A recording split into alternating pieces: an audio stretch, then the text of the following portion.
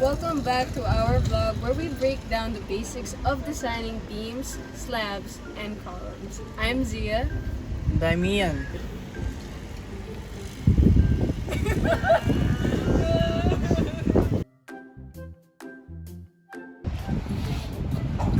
How do we design a beam? There are 5 key steps you need to know.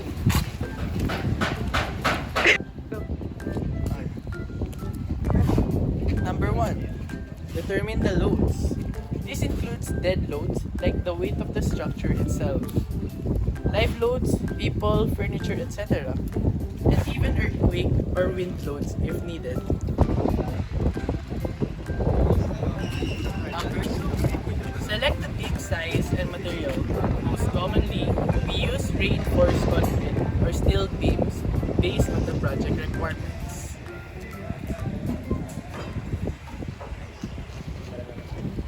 Number 3. Calculate bending moments and shear forces.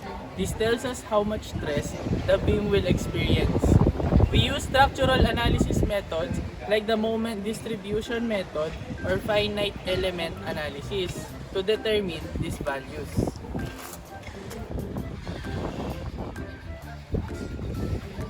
Design for strength and serviceability. This ensures the beam won't fail under load and won't deflect too much, which could cause cracks in the structure. Number 5. Check for deflections and reinforcement detailing. We make sure it meets the building code requirements and includes the right amount of reinforcement bars.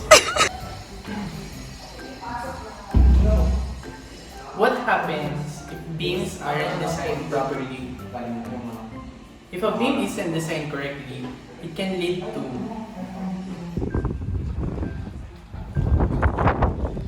1. Excessive deflection. The beam sags too much, causing cracks in walls and ceilings. Number 2. Structural failure. If overloaded, the beam might even collapse. Number 3. Cracking moment issues. When the tensile strength of concrete is exceeded, cracks begin to form. That's why reinforcement is crucial.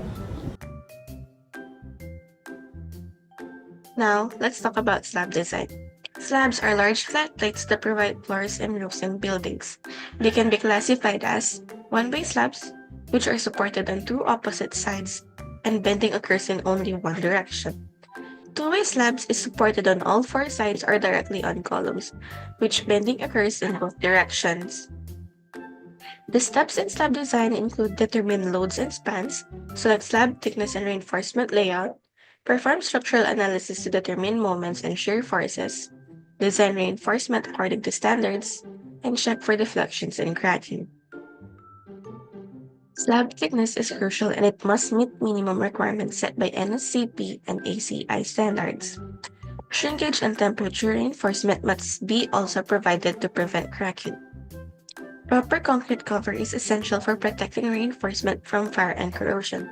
So, the pros is provides a solid surface for construction and distributes loads evenly, and the cons is that it can be heavy and improper design may lead to cracking. Columns can be classified into several types based on their shape and reinforcement. Let's go.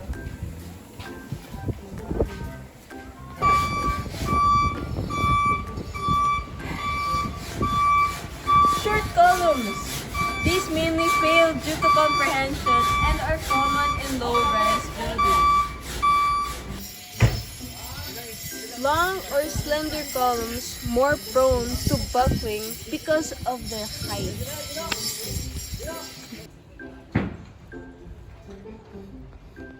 Tied columns. These use lateral ties to hold reinforcement bars together and prevent buckling. Spiral columns. These use helical reinforcement, which improves resistance to axial comprehension.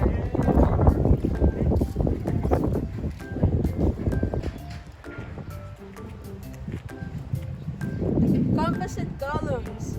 A combination combination of concrete and steel, making them super duper strong.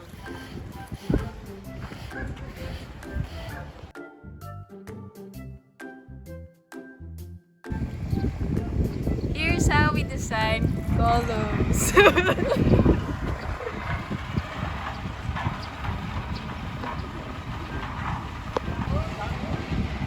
Now, how do we determine the loads and load combinations? We calculate the total forces the column must support. Let's go.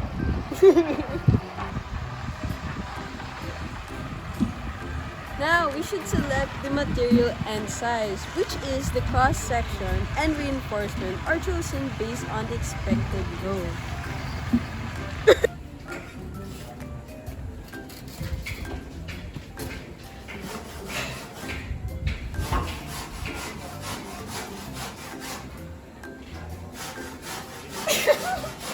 Columns must be able to withstand comprehension and lateral forces.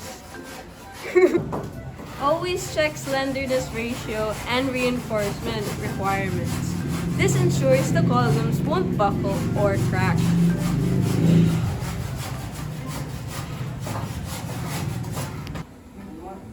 What happens if columns aren't designed correctly?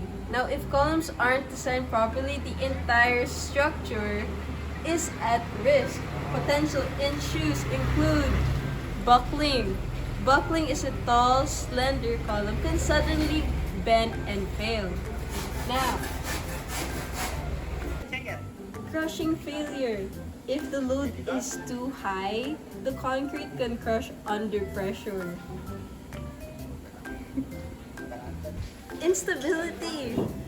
Now, without proper reinforcement, the column might crack or even collapse. Now, let's wrap things up.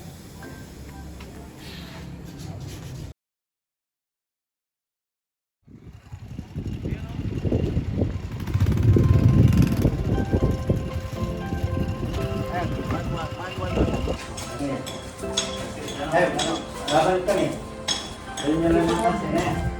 Maraming ano. Ito, tamangan mo.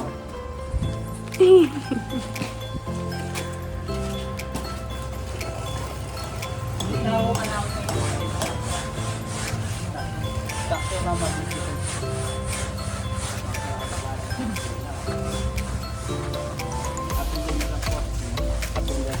Pinimid ako. Nanlat po ba nito? Hapin po din yung nag-college. Wow, apin yan. Iba tare-tare kayo. Tare-tang. Tare-tare ako sa mga parilya. Tare-tare parilya.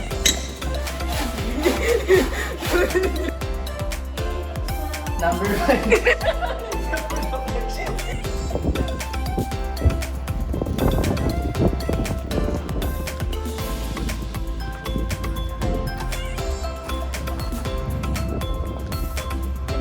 Iba lang yan, footing, tapos tie beam.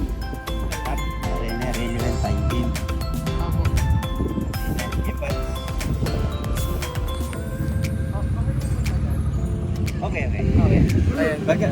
Pagkatapos ng mag-assemble tayo sa fabrication, gawa tayo ng mga poste, nakaparilya. Tapos tatayo natin, ito na yung lilitaw kapag nakatayo na, nakabuhos na yung footing niya.